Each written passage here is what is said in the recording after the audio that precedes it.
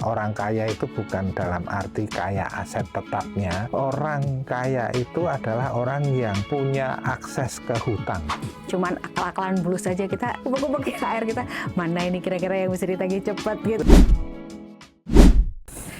Halo Smartpreneurs, salam curhat dan cuan.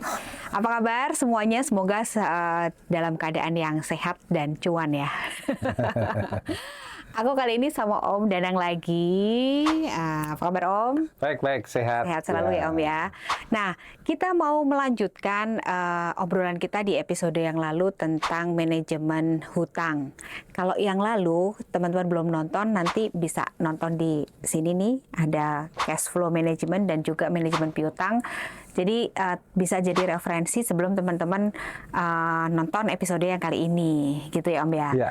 Nah, kenapa sih sebenarnya manajemen hutang ini perlu? Ini karena ternyata masih ada kaitannya dengan manajemen cash flow gitu kan Om. Dan seringkali tuh apa ya, kita tuh ngerasa kayak di rekening kita masih banyak nih gitu kan. Tapi kita nggak tahu kalau kita nggak terasa, bukan nggak tahu, kita nggak terasa kalau ternyata kita punya hutang yang harus dibayar. Let's say gini deh, masih 50 juta nih gitu. Ternyata hutangnya 25 juta.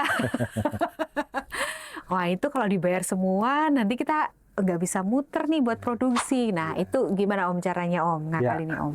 Ya, jadi begini, selain manajemen piutang, manajemen hutang tidak kalah pentingnya. Cuma lebih sederhana sebenarnya, lebih simpel ya. Account payable ini payable.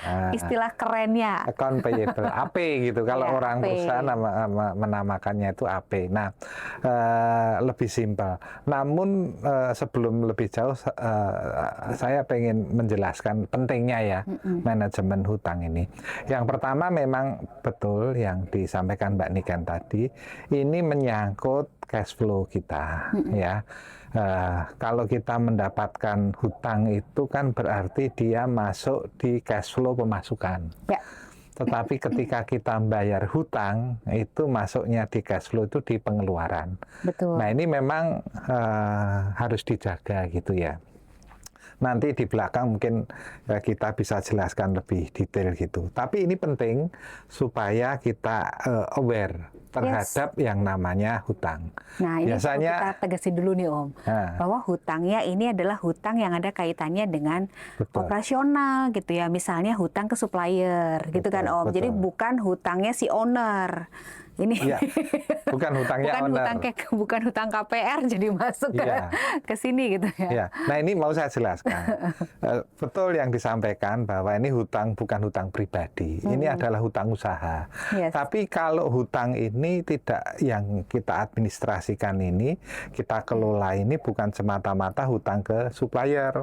Tapi bisa juga hutang usaha dalam bentuk bukan hutang ke supplier. Sebagai contoh kita beli mesin, kredit. Nah itu kan itu kan hutang kan itu. Kita beli kendaraan bermotor, itu hutang juga. Itu harus dicatat. Jadi kalau di piutang kita fokus kepada piutang dagang ya. Tetapi kalau di sini hutang kita tidak hanya fokus ke hutang dagang, tapi juga hutang lainnya yang kaitannya dengan usaha. Bukan kaitannya dengan kepentingan pemilik. Ini harus jelas ini. Iya betul. Itu harus banget dijelaskan soalnya. Harus clear gitu. Nah, kenapa ini penting ya? Tadi yang pertama aku sudah singgung bahwa ini kaitannya dengan cash flow kita. Yang kedua, ini kaitannya dengan kredibilitas dan nama baik kita. Ya kan? Betul, jangan sampai kita ini punya sebagai pengusaha nama baik itu, goodwill itu di atas segalanya ya. Jangan sampai kita kemudian nama baik kita tercemar gara-gara kita ditagih melalui debt collector ataupun ya kita lupa membayar hutang. Nah biasanya orang itu kalau punya piutang ingat tapi punya hutang lupa. Iya, itu menyindir diri saya sendiri. Nah, biasanya seperti itu. Iya, umumnya kayak gitu ya. Iya, umumnya kayak gitu. Nah, oleh sebab itu di dalam usaha kita harus mengelola dua-duanya, baik piutang maupun hutang. Ya. Nah, manajemen hutang ini sebenarnya administrasinya jauh lebih simpel karena kita tidak perlu mencatat identitas dari debitur kita, ya.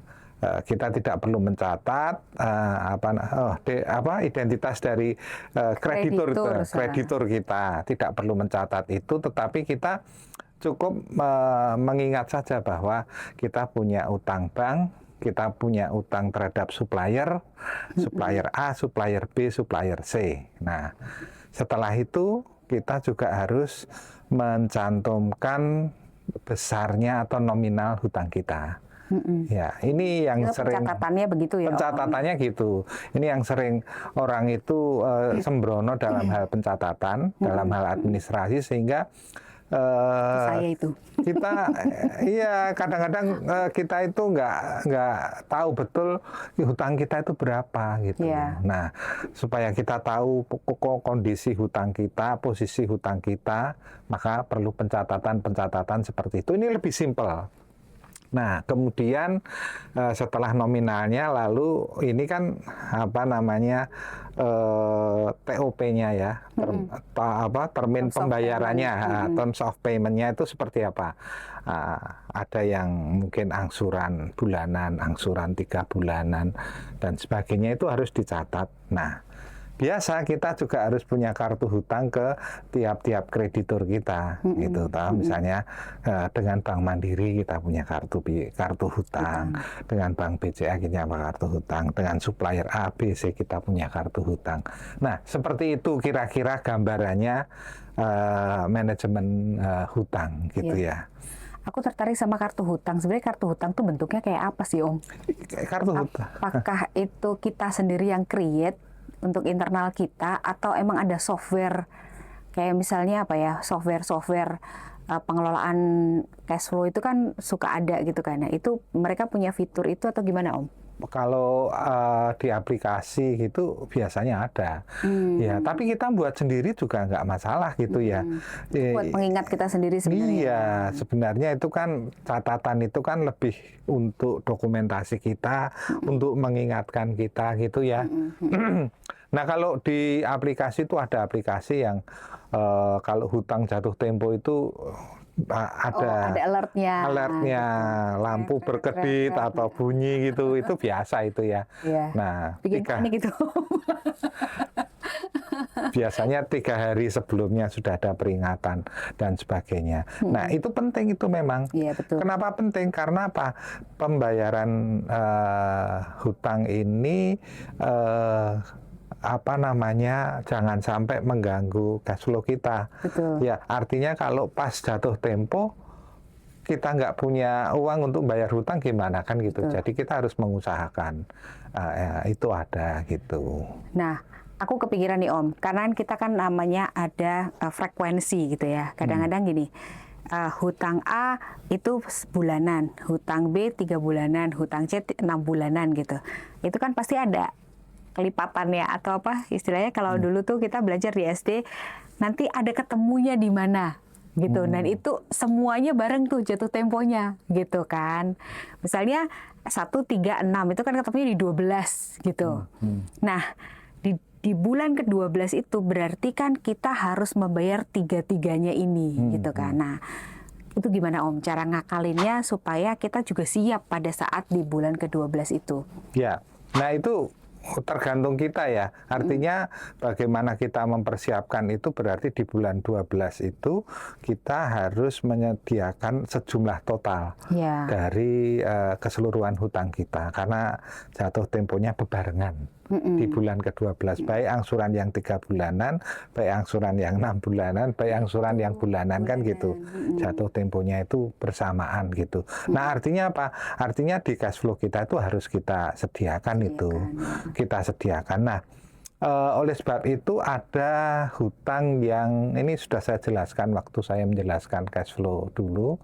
Itu ada hutang, jenis-jenis hutang yang kita bisa mohon diatur untuk pembayaran pokok dan pengembalian pokok dan pembayaran bunga. Itu namanya grace period. Grace period. Ya, grace period. Jadi waktu dulu saya jelaskan cash flow kita itu ya harus diatur supaya pada saat kita membayar hutang itu kita selisih antara pemasukan dan pengeluaran itu sudah positif.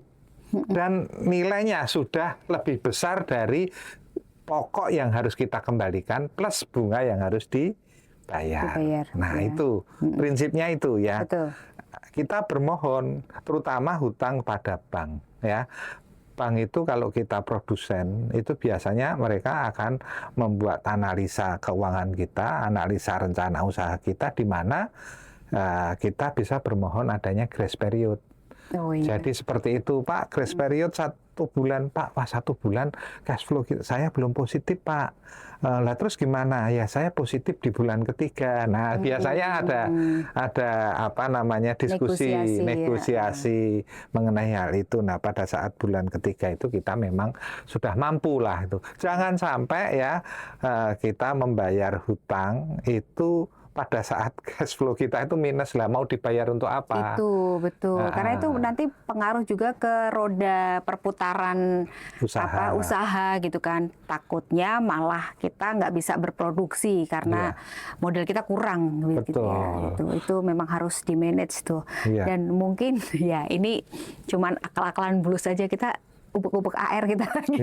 Iya. Ubek-ubek AR kita. Mana ini kira-kira yang bisa ditagih cepat gitu Betul. Ya, it's real gitu kan. Artinya kayak kadang-kadang apa namanya kita juga harus cari akal gitu ya. Nah, ini menarik karena apa? Bagaimanapun semua itu mesti di-manage gitu ya supaya rodanya tuh nggak sampai terhenti. Nah, kalau rodanya terhenti otomatis kan buntutnya jadi panjang, impact ke usaha jadi panjang. Tapi teman-teman jangan takut, kita itu menyediakan layanan yang namanya UKM Growth Lab, Om. Jadi ada kelas-kelasnya buat teman-teman yang memang mau dimentorin, memang mau didampingi untuk menjalankan cash flow-nya atau mengelola cash flow-nya, termasuk juga mengelola hutang dan piutang itu tadi. Betul. Supaya apa? Tetap jadi apa istilahnya, pencatatannya ada di teman-teman, bukan di kami. Tetapi kita ikut mendampingi dan juga membantu melihat, mereview gitu ya, menganalisis mana ini yang kira-kira bisa berpotensi untuk menambah cuannya teman-teman. Cuan gitu. Intinya itu kan ya. Nah, saya mau tambahkan sedikit. Nah, tadi kan sudah ada tabelnya ya, yang harus dicatat apa saja ya. Nah, salah satu yang penting untuk dicatat selain tanggal jatuh tempo angsuran itu adalah mungkin malah itu di awal tabel itu mengenai jaminan.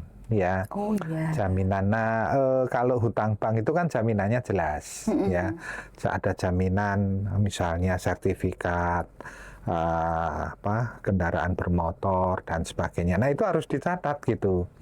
Apa namanya, sertifikatnya apa, kendaraan bermotor juga harus dicatat gitu ya, STNK nomor berapa dan sebagainya, BPKB nomor berapa, supaya kita ingat gitu bahwa jaminan ini ada di pihak kreditur kita gitu. Nah, yang agak perlu diwaspadai adalah jaminan cash collateral ke supplier kita. Nah, ini kalau suppliernya banyak, ini terjadi ke saya.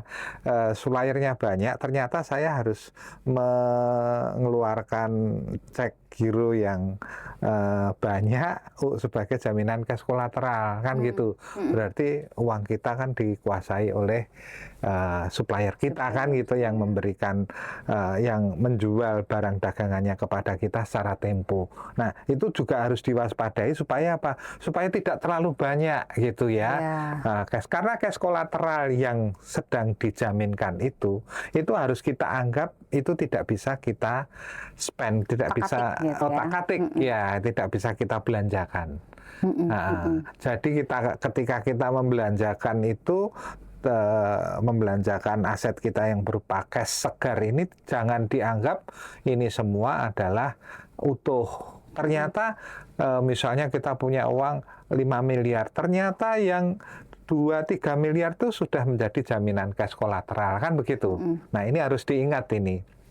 Makanya jaminan-jaminan itu harus ditulis dengan baik, diadministrasikan dengan baik. Nah, seringkali pengalaman saya, kawan-kawan UMKM ini itu lupa ya. Seringkali lupa karena mohon maaf ya, utangnya terlalu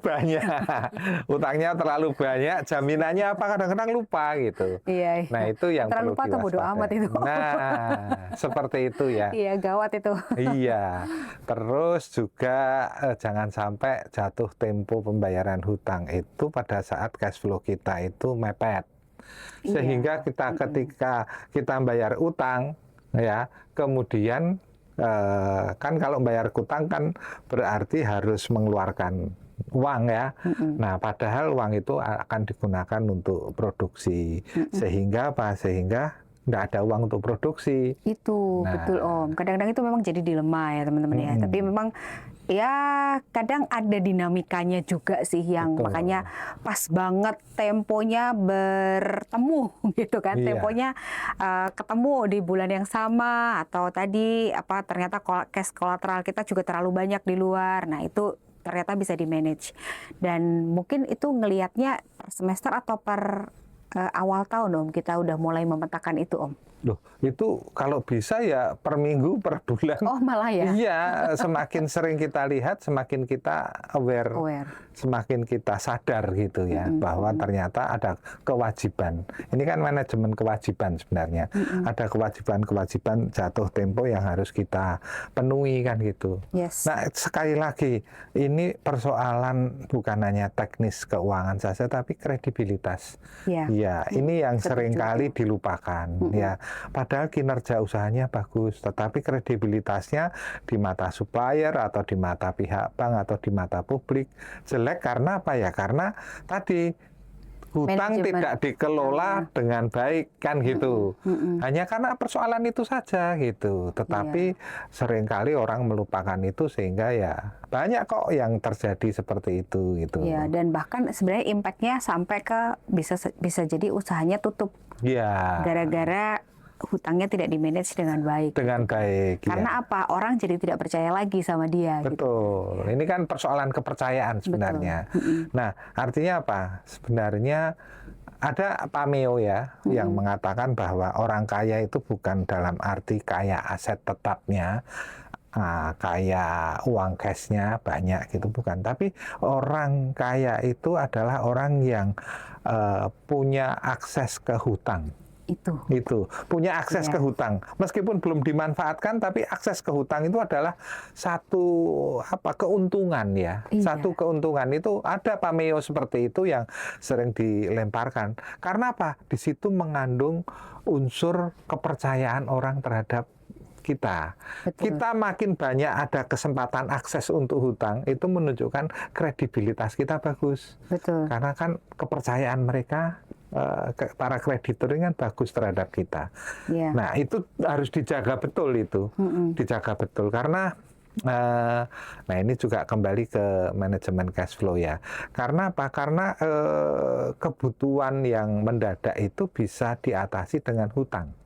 Sebenarnya kan begitu. Nah, ketika ada kondisi cash flow kita, pemasukan masih lebih kecil dari pengeluaran, ya, atau pemasukan sudah lebih besar dari pengeluaran, tetapi ada kebutuhan mendadak yang besarnya itu tidak bisa ditutup dengan pemasukan kita saja. Nah, itu artinya apa? Artinya harus ada akses hutang kan kita. Nah, ada akses hutang untuk menutup itu kan begitu. Nah, itu bisa menyelamatkan kita. Iya. Makanya harus kita maintain, kita jaga, kita kelola dengan baik, kredibilitas dan kepercayaan itu sangat-sangat penting itu. Bahkan sebenarnya perusahaan-perusahaan Taipan pun juga begitu sistemnya ya, Sama. pengelolaan hutang gitu teman-teman. Jadi karena mereka kan proyeknya bisa jadi ada proyek yang jauh lebih besar dan itu nggak bisa langsung ditutupi dengan cash yang mereka punya gitu. Karena Iya. cashnya juga tetap harus muter kan. Iya, ada usaha, mungkin usaha yang besar gitu ya. Ada yang mungkin hampir 70% asetnya itu dari hutang. Ada itu gitu. Tapi mereka punya manajemen yang bagus ya, menutup hutang dan sebagainya, mengelola hutang dengan luar biasa sehingga nah itu kan artinya kepercayaan toh. Iya, betul. Ya kan? Oh, bisa Kepercayaan dapat dan pengelolaan. pengelolaan ya, kepercayaan dan pengelolaan. Jadi ya itu satu keuntungan buat kita kalau kita punya akses ke hutang lebih banyak itu. Meskipun belum kita pakai ya. Betul. Nah, jangan sampai juga kita nggak perlu amat kemudian kita hutang juga gitu loh. Nah, itu sekali. jangan terlalu ada gini kalau orang Chinese itu dia ya bukan hanya orang Chinese, tapi pengusaha pada umumnya itu, ya jangan sampai kita itu menghambur-hamburkan uang yang asalnya dari hutangan, dari hutang, kan gitu. Ya, kalau kita hutang itu yang dipikirkan bukan bagaimana kita mendapatkan uang dari hutang itu, tetapi bagaimana kita mengembalikan. Yes. Sumber pengembaliannya dari mana? Ya. Nah, itu Sudah bedanya. harus kita pikirkan skemanya dari sebelum kita menerima hutang itu. Iya, gitu kan? saya diskusi dengan teman saya yang pengusaha ya. Dia begitu. Jadi kalau hutang itu yang dipikirkan akan saya bayar, saya kembalikan dari mana hutang saya ini. Kalau saya tidak perlu, ya saya tidak akan mengambil hutang gitu. Nah, itulah kelemahan kita. Betul. Sering terjadi bahwa kita butuh apa-apa langsung hutang, butuh apa langsung hutang gitu ya. Entah itu dalam bentuk hutang bank, entah kartu kredit, entah apa gitu ya. Nah, itu juga kita harus aware, kita harus hati-hati gitu, Mbak Niken. Wih, ini udah padat daging semua gitu ya, teman-teman ya. Walaupun singkat nih, kita nggak terlalu lama, tapi memang pengelolaan. Kalau aku bilang ini lebih ke pengelolaan kepercayaan juga gitu jadinya betul. Gitu kan. Jadi kita itu menyangkut reputasi. Menyangkut kondite gitu kalau orang bilang gitu. Terus juga tentunya itu akan berpengaruh kepada cash flow dan perputaran usaha kita. Oke, aku rasa cukup ya Om ya episode ini ya. Kita nanti sambung dengan topik-topik selanjutnya yang tentunya nggak kalah menarik. Dan jangan lupa teman-teman like dan subscribe video ini supaya kita juga makin semangat nih untuk bikin topik-topik yang bikin kalian makin cuan, gitu kan Om. Dan jangan lupa kalau misalnya kalian mau punya curhatan di komen juga boleh. Nanti kita bisa ulas, bisa kita jadikan topik di episode selanjutnya. Oke, thank you teman-teman. Sampai kita ketemu lagi. Salam curhat dan cuan. Bye-bye.